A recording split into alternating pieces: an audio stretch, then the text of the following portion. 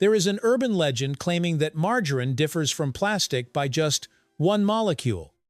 Chemically, that is false. Plastics are built from massive polymer chains like polyethylene, while margarine is a mixture of triglycerides, fat molecules, with an entirely different structure. Yet what makes this myth fascinating is that, although scientifically wrong, it feels emotionally true. It reflects a deep fear in modern society. The boundary between what we eat and what we manufacture is becoming increasingly blurred. When we open a tub of margarine, we are not only asking, does it taste good? We are asking, is it real? To answer that question, we must travel back through history, to a time when butter was a measure of abundance. For centuries, butter was more than food. It was a symbol of wealth. In medieval Europe, owning dairy cattle meant access to a stable source of energy. Producing a single block of butter required pasture land, water, sunlight, and time, a great deal of time. Biologically speaking, butter is concentrated sunlight. Grass captures solar energy through photosynthesis. Cows convert it into milk, and humans extract fat through churning. It is a long chain of transformation, each link tied to an ecosystem. The fats in butter consist largely of saturated fatty acids, straight carbon chains without double bonds. This linear geometry allows the molecules to pack tightly, forming a solid structure at room temperature. That structure influences not only texture, but also how the body processes it. Human metabolism has evolved over thousands of years alongside animal-derived fats. So, when we look at a piece of butter, we do not just see fat.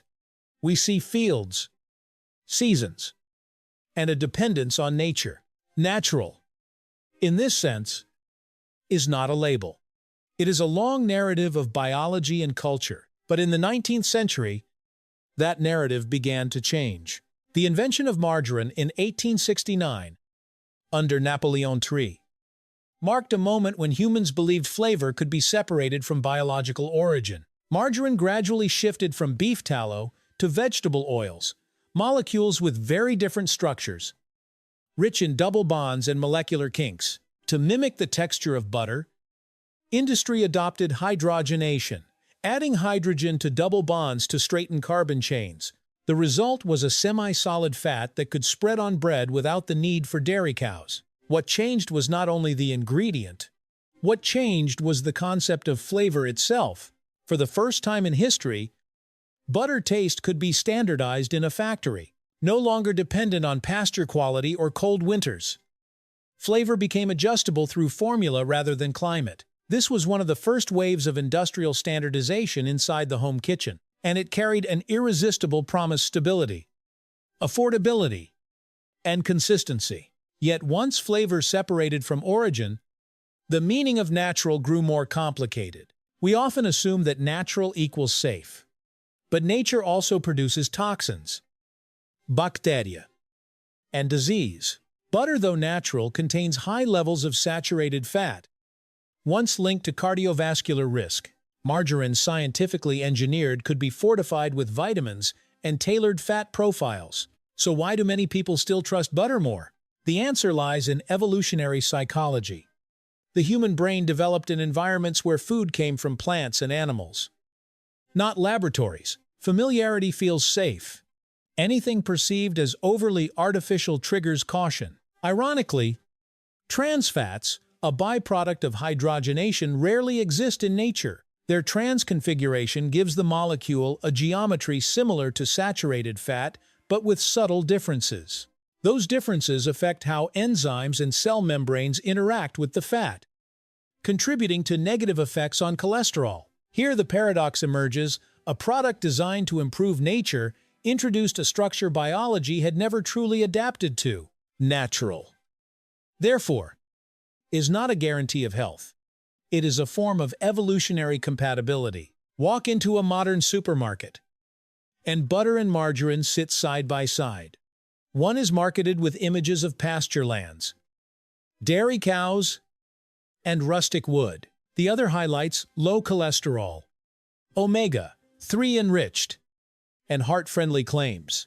This coexistence reflects two value systems. Butter represents tradition and cultural culinary experience. Margarine represents function, convenience, and cost efficiency. We do not choose based solely on chemistry. We choose based on identity. Those who pick butter may be seeking a connection to nature. Those who choose margarine may be expressing trust in science and control. Modern consumer culture does not erase either option. It allows both to exist as two different interpretations of what better means. Butter and margarine are not merely two fats. They are two answers to a deeper question: what does natural mean in an industrial age? Natural is not a medical certification. It is a cultural value shaped by collective memory and evolutionary history. We do not choose butter because it is perfect. And we do not choose margarine because it is soulless.